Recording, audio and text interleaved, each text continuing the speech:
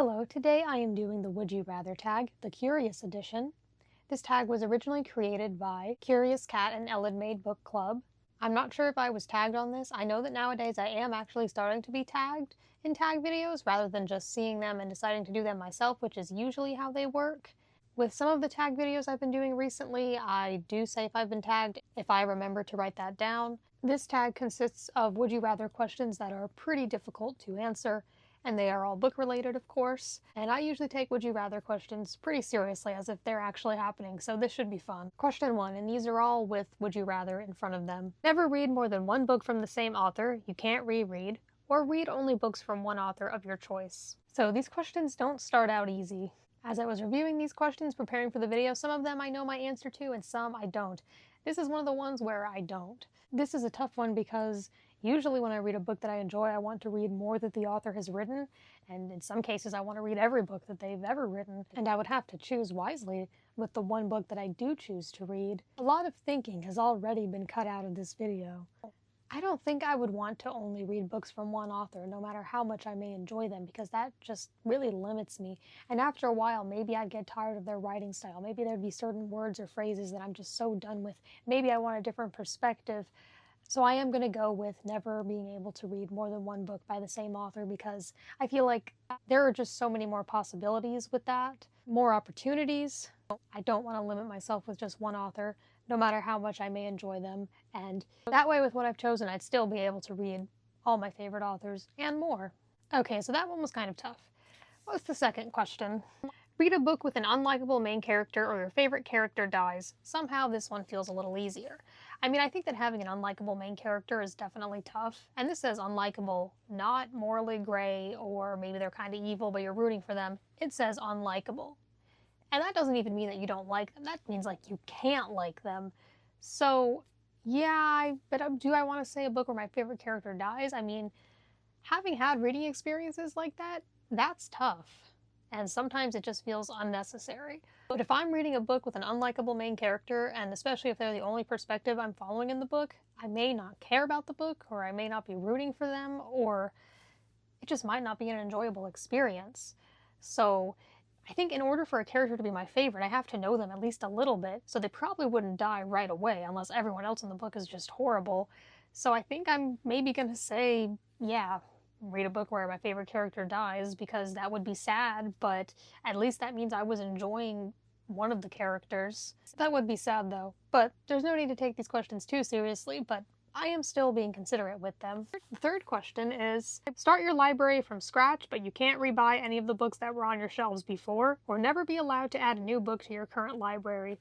Well, I could never buy a book again and still never run out of books to read, because there's the library.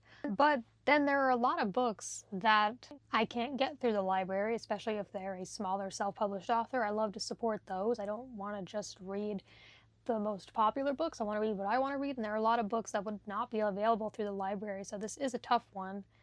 But not being able to rebuy any of the same books I have, well, some of the books I haven't read yet, but then some of them I've already read, so while I do like enjoying them, especially if I really liked the book, maybe that wouldn't be so bad because I'm not likely to read them again anytime soon, at least. Some of them I will probably never read again. I certainly have not been in a reread mood lately, and have not been for quite a while.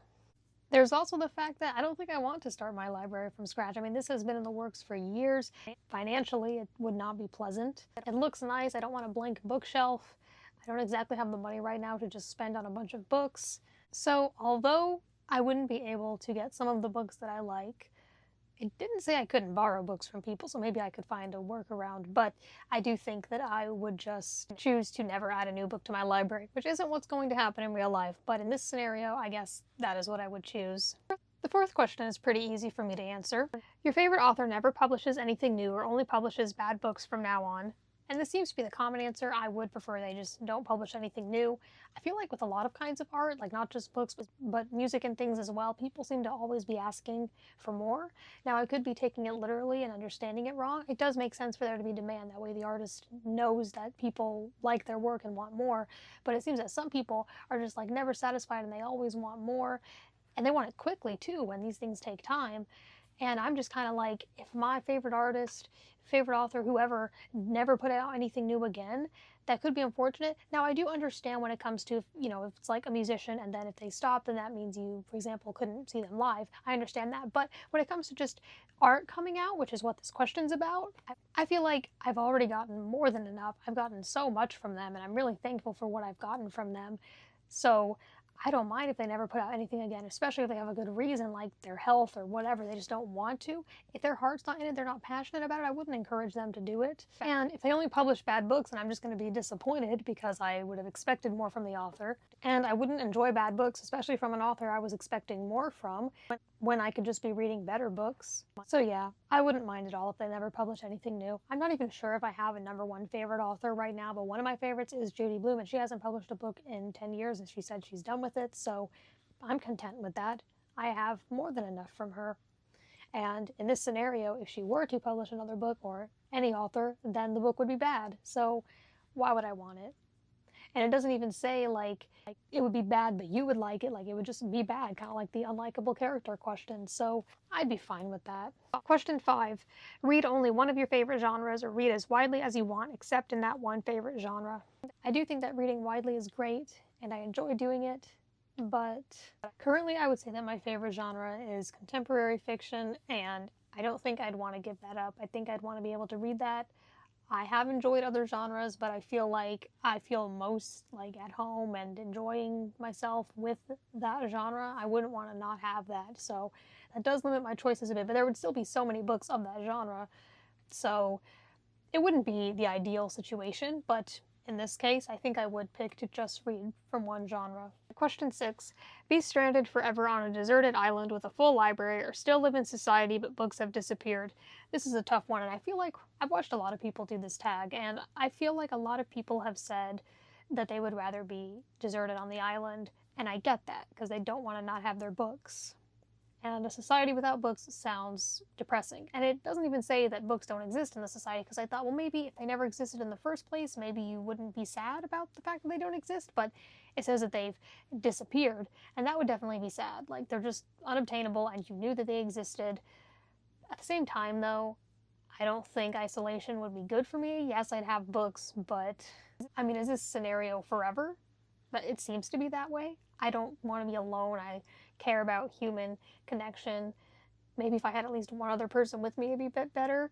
But I think that what's the point if I'm alone? Like, yeah, the books would be good entertainment, but I want to see people and hang out with my loved ones, so I don't know if I'd pick that. And although I would have books, it sounds uncomfortable other than that. I don't think I want to not have my comfortable bed. So, like many of these questions, although it's not ideal, I do think I actually would rather live in society. I could find other things to do. I do enjoy things other than reading. It would not be ideal at all, but I think I'd rather do that. I think that would ultimately be more comfortable for me and better for me, especially when it comes to human interaction. I think that not having human interaction would be bad for me. Question 7. Read only 5-star series, but they're unfinished, or read only thick standalones with a bunch of info dumping. So this is an interesting one. If this is saying that those are the only books I can read between those two, I think I'd get a bit frustrated if I were to read series and then they're never finished. Some people like cliffhangers and open-ended endings, but I don't think I would. I think I like answers to things, usually. I don't want to figure it out for myself. It's like, you spent the time writing the book, maybe you can tell me what happens. But I get that that's not what everyone does. I also generally prefer standalones over series. And when it comes to the info dumping, I feel like if it's about a topic that the author is passionate about, and I know that they're passionate about it, and I can see that they're enjoying themselves, maybe it's really important to them, or it just brings them joy, I may not mind info dumping. I feel like when a lot of people hear this question, they think of info dumping as just a bunch of unnecessary exposition. But typically when I hear the term info dumping, I think about people talking about things that they like. That's usually the context, at least when it comes to autistic people, which might not be what this question means exactly. I think it just means a bunch of information. Maybe I wouldn't mind, because if I enjoyed the info dumping, it didn't say it was boring, it just said it was info dumping. If I enjoy it, I could really get to know the world and the characters, so I might enjoy that. And if it's a standalone, then at least, even if it's boring, it'll be over eventually. So if it's done well, and if the information that is being dumped is something that I find interesting and that I enjoy, maybe it wouldn't be so bad. So yeah, it didn't say boring exposition or world building. It just said a bunch of info dumping. Maybe I would enjoy it. And maybe that could lead to a really immersive experience. So I'm going to go with that. Question 8. Always get book twists spoiled, or they all have an open ending / the killer isn't caught. I just mentioned open endings. Well, I think with the example being the killer isn't caught, that's definitely something I don't think I'd enjoy, especially if that's like the whole plot of the story and we've been waiting to find that out and then it just never happens. I don't think I would enjoy that very much. I can still enjoy a book even if it's been spoiled for me or if I know what's going to happen, like if I saw the movie first or it's just really popular so I heard about it or whatever. I'd rather not know, of course. I recently did the spoiler book tag. I give more of my thoughts on spoilers in there. So I'd rather it not be spoiled, and that would kind of destroy the purpose of it. Now, if you do know what's going to happen, then that can help you. You can still experience it a certain way. You can see how the author may have foreshadowed it. Maybe it could even be like, I know what's going to happen and other people don't, whether that's the characters or other readers. So that can make you feel kind of cool. So once again, not the ideal scenario, but I think I would rather have the twists being spoiled, even though that would kind of destroy the purpose of the book. I mean, if I'm enjoying it, then that's fine, but if that's like the main plot, I wouldn't want to know. See, this is tough. I thought I answered it, but I kind of didn't. Some of these questions just feel impossible to some booktubers, but I'm trying to have answers to all of them. I always try to have an answer to tags. It's tough because I do enjoy books that have a mystery aspect to them where I'm trying to figure out what's happening. And to not have that wouldn't feel as exciting. Like I said, you can still recognize the foreshadowing, but that's not how the books were supposed to be read.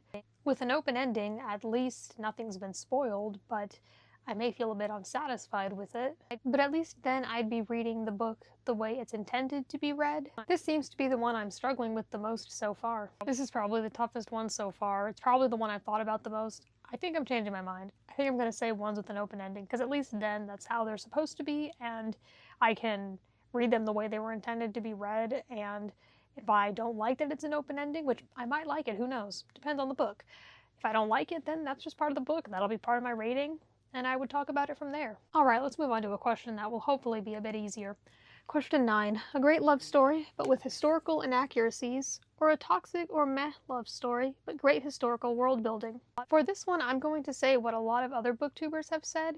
I'm not sure if I would notice the historical inaccuracies. I'm not like an expert historian. It depends. Is it something really big, like they're in medieval times and all of a sudden they have cell phones, or is it just something small, like I don't know, they got whoever the king was wrong. Well, that's actually pretty big, but you know what I mean? I may not know. And there could be other, even smaller things. But also, if we're talking about romance specifically, I do care about the characters and their relationship. And when it comes to romance, I'm kind of picky because I absolutely can enjoy it. I love human connection and relationships and friendship and all that. But I don't like certain things in romance, like if I feel that they've moved too fast or they just like each other for physical reasons, or they just are kind of, like it said, toxic. I hear that a lot about romances that I don't really read, but I hear about that. There will be like some popular book, and there are so many I can think of where I've heard this about that, where they are like toxic, maybe even borderline abusive, and I definitely wouldn't enjoy that. So I think that considering this is a love story, not just a story with historical inaccuracies, I think I'd rather have that where the relationship itself is good. That's the main focus for me. The main focus for me is the characters and their relationships, not the plot. The plot is rarely what I ever care about the most, unless the characters are just not great. Though the plot can absolutely make it interesting too, but the characters are the ones engaging in the plot, so I think that's why they're important. Question 10. Read a book that has the best characters / plot / writing. You can only choose one, but none of the others. Well, this ties in with what I just said. I think I would pick characters. I've read a lot of fan fiction, so I could probably deal with the bad writing. I could probably look past it. I mean, if there's like no punctuation whatsoever, if it's that kind of bad, then that'd be a bit rough, but this is all hypothetical. We gotta remind ourselves of that. None of these things are gonna happen, hopefully. And the plot can be interesting, but like I said, it's the characters who are doing the plot. They're the ones I gotta deal with. They're the voice I have to hear, the thoughts I have to hear, the actions I have to deal with. So I'll go for it and definitely say characters. Question 11. Have a friend who loses your books or mistreats them, and the examples of that are staining them or breaking the spine. I feel like if I lended a book to someone, I would specifically tell them not to mistreat the book. Now, if I have a book that has a broken spine or a stain, which I do have them because that happens, that's okay. I'm not going to replace them unless the damage is just absolutely awful, like maybe if it's just been torn apart and has lost pages, maybe the cover's torn off and I can't fix it. So I don't try to keep my books in perfect condition because I think that that's just unrealistic. If I lose the book, though, then the book is gone forever. It's not just a book in poor condition, it's just gone forever. And it says mistreating. Sometimes stains happen on accident, and breaking the spine is something that just happens sometimes depending on the way you read a book. Mistreating implies that they're doing these things on purpose, which would not be very nice. Losing them, though, would just be, I think, even more irresponsible. I think I'm going to go with the question's definition of mistreating, because at least then I'll still have the book. If they have a stain or the spine's broken, that doesn't mean they're unreadable for me. At least I could still have them. My books aren't in perfect condition. I try to keep them nice. I try to dust them off, but sometimes things happen to them, and that's all right. If it's really that big of a deal after the mistreatment, according to the question, then I could replace it if needed, and then not let the friend have the book again. I don't know. I don't really lend books, and I'd be kind of picky. It depends, but maybe I would trust some people with them. Question 12. Never be allowed to visit a bookstore again or be banned from all the libraries in the world. This is a tough one because I think both bookstores and libraries are really important to support. Well, not being allowed in a bookstore anymore would definitely help with saving money. I think that both facilities need our support. I'm trying to think of which ones need it more. I'd imagine libraries, because they have funding, but they aren't actually, they can make some money from book sales and stuff, but I feel like bookstores are making a lot more money. So I think I'd want to support libraries more. And again, it would definitely help me save money. Bookstores are fun. Does this mean I can't shop for books online though? I feel like that's not what the question's saying.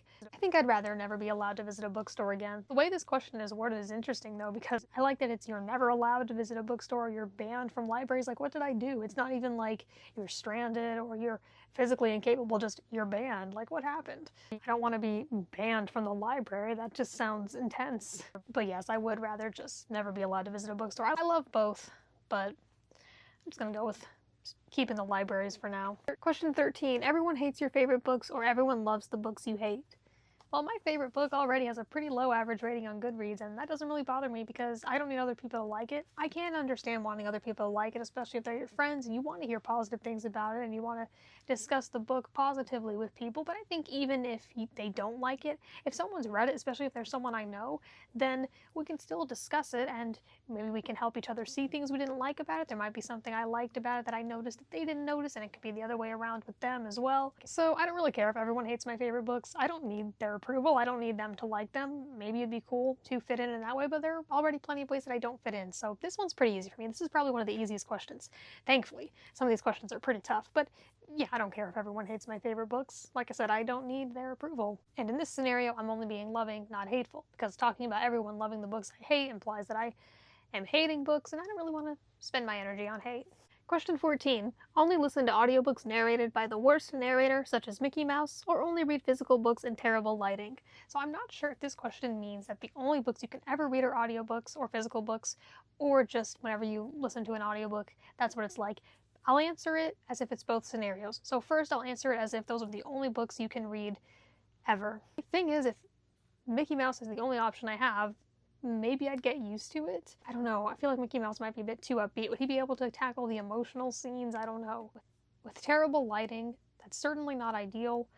However, I feel like I have read in not the best lighting before, and I ultimately prefer physical books over audiobooks, though I like audiobooks as well, but I definitely read way more physical books. That's the format I use the most. I think I'd rather read physical books in terrible lighting. That's just my preference when it comes to my format of reading books. I like to do something that doesn't involve a screen of some sort. I'm glad that physical books can offer us that still.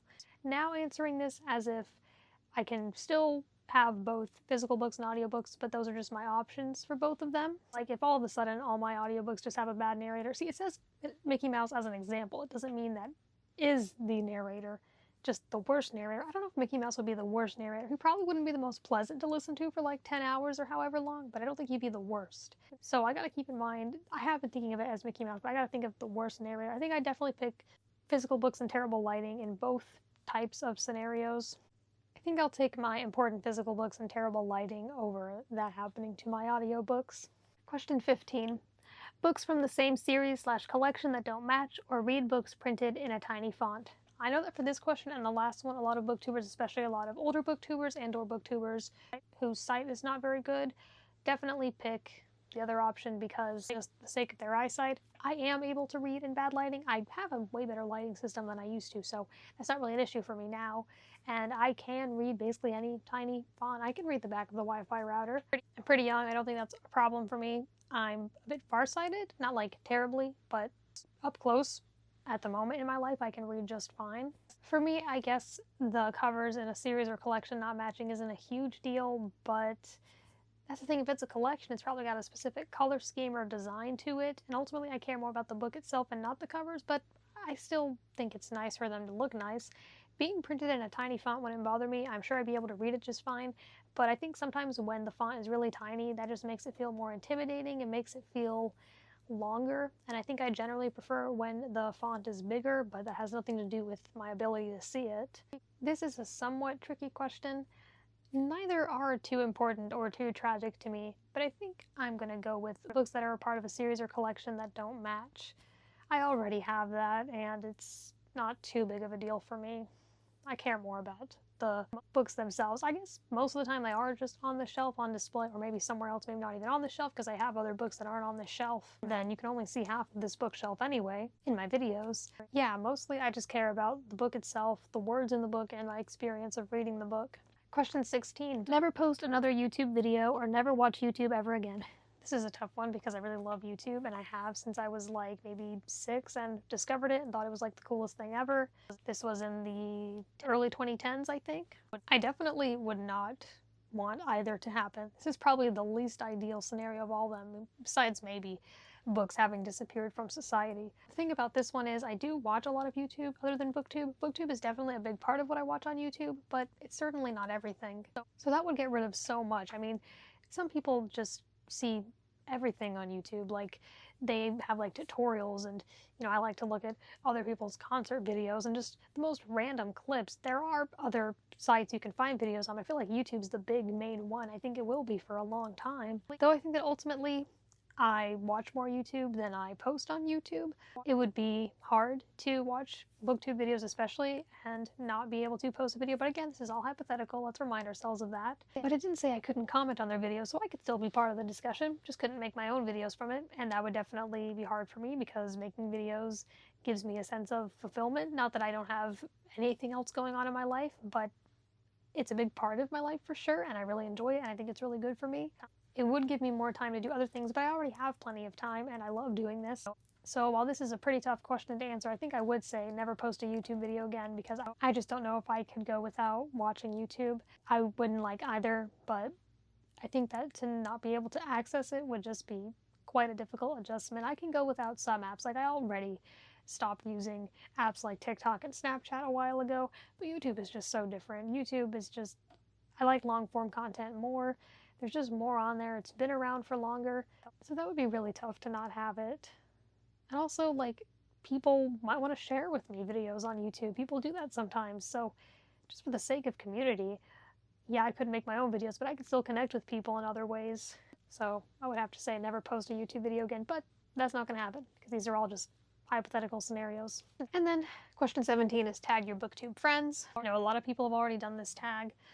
I have started recently to tag people sometimes, but I don't always do it. I usually just say whoever wants to do this can do it, but it is kind of fun actually to tag people nowadays. But I don't really have anyone to say for this. Just if you see this and want to do it, if you want to take on this challenge, if you don't want to stress yourself out with these hypothetical scenarios, I completely understand that because this was kind of hard. Like I said, a lot of thinking had to be edited out of this video, as in I wasn't recording during those parts. But anyway, there are my answers to the Would You Rather tag Curious Edition. Thank you for watching. I hope you enjoyed. You can let me know your answers to this in a video or the comments or whatever.